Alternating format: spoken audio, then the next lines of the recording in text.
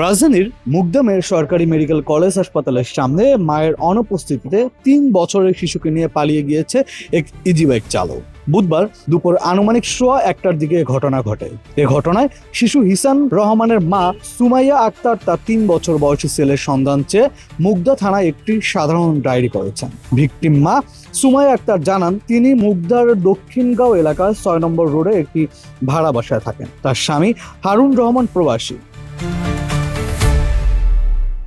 বুধবার সকালে তার একটি টেস্ট রিপোর্ট নেওয়ার জন্য মুগদা সরকারি মেডিকেল কলেজ হাসপাতালে আসেন। দুপুর 1:10 দিকে তিনি তার শিশু সন্তানকে নিয়ে যাওয়ার জন্য হাসপাতালের সামনে একটি ইজি বাইক ভাড়া করেন। রিকশায় ওঠার পর 1 বোতল পানির প্রয়োজন হলে তিনি রিকশার হিসানকে রেখে সামনের একটি দোকান থেকে 1 বোতল পানি কিনে আনেন। রিকশায় আসতে গিয়ে দেখেন ইজি বাইকটি সেখানে নেই।